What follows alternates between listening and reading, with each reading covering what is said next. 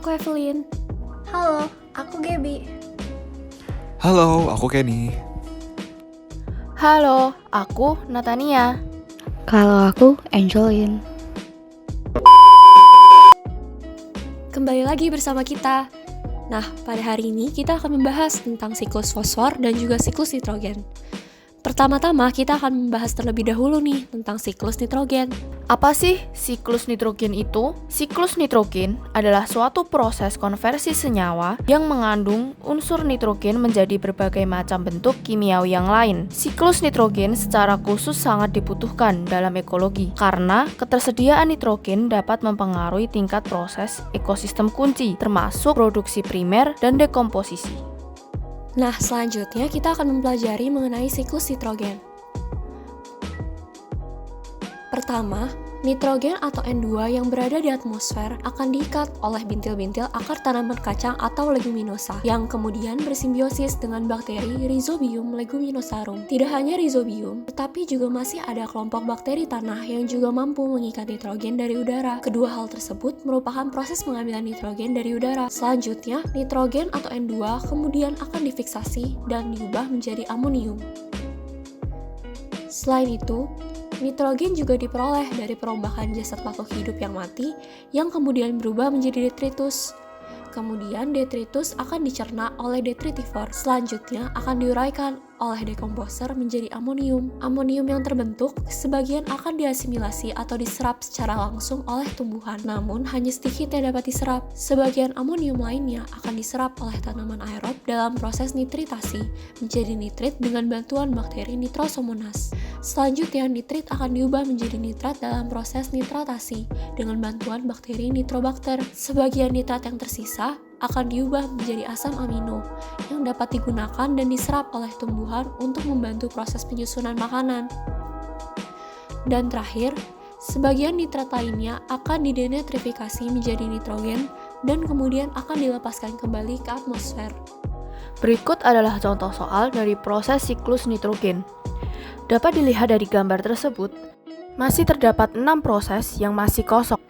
Untuk kolom A, terjadi proses denitrifikasi, yaitu proses mengubah NO3 menjadi gas N2. Proses ini diperankan oleh bakteri denitrifikasi. Kemudian untuk jawaban kolom B, terjadi proses detritus atau sampah organik yang mengandung protein. Untuk kolom C, terjadi proses fiksasi nitrogen di udara. Hal ini dilakukan oleh bakteri bintil akar atau Rhizobium sp. Untuk kolom D sendiri, terjadi proses dekomposisi atau penguraian oleh jamur pengurai. Untuk kolom E, telah terjadi proses amonifikasi oleh bakteri, di mana mengubah nitrogen fixing bacteria in soil menjadi amonium. Yang terakhir adalah kolom F, yaitu terjadi proses nitrifikasi, yaitu pengubahan amonium menjadi senyawa nitrat. Nah, setelah mendengar penjelasan tentang siklus nitrogen, kita akan beralih ke siklus fosfor. Siklus fosfor adalah siklus yang paling lambat dibandingkan dengan siklus biogeokimia lainnya. Mengapa?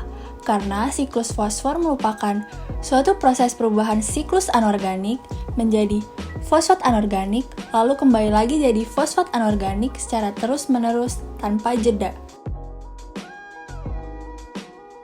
Masuk pada proses siklus fosfor. Pertama, ada proses yaitu pelapukan secara alami dipengaruhi dengan faktor cuaca, hujan, dan erosi sehingga menyebabkan fosfor berpindah ke tanah. Kedua, fosfat yang sudah terkandung dalam tanah akan digunakan oleh tumbuhan, jamur, dan mikroorganisme sekitarnya. Sementara pada hewan herbivora dan manusia akan menyerap fosfor yang terkandung pada tanaman ketika mengkonsumsinya. Pada hewan karnivora, fosfor akan didapat pada saat hewan tersebut memangsa hewan karnivora. Ketiga, dekomposisi yang dilakukan oleh dekomposer. Fosfat kemudian masuk ke dalam molekul organik seperti DNA, kemudian fosfat organik akan dikembalikan ke tanah melalui dekomposisi yang dilakukan oleh mikroba. Keempat, bakteri yang terdapat pada tanah akan memecah bahan-bahan organik tersebut ke bentuk yang lebih kecil agar dapat dengan mudah terserap oleh tanaman, kemudian mengalir dan berakhir di saluran air maupun lautan serta mampu masuk ke dalam lapisan sedimen. Yang terakhir, fosfor yang terkandung dalam air akan terus berjalan siklusnya hingga menjadi sedimen dan menuju ke lautan. Untuk contoh soal yang pertama, menjelaskan tentang bagaimana siklus fosfor yang terjadi. Untuk jawabannya adalah A merupakan fosfat penyusun senyawa anorganik yang berada di dalam bebatuan. Dan untuk lebih gampangnya, C juga merupakan fosfat penyusun senyawa anorganik yang berada di dalam perairan. Sedangkan untuk B merupakan fosfat penyusun senyawa anorganik yang berada di dalam hewan dan tumbuhan. Jadi, jika fosfat berada di dalam benda mati, merupakan fosfat penyusun senyawa anorganik. Berbanding terbalik, jika fosfat berada di dalam benda hidup, merupakan fosfat penyusun senyawa organik. Untuk D merupakan proses penyerapan fosfat yang berada di perairan oleh batu-batuan, sehingga fosfat penyusun senyawa anorganik yang berada di batu-batuan yang sampai akhirnya terjadi pelapukan dan unsur fosfat terbawa kembali oleh air.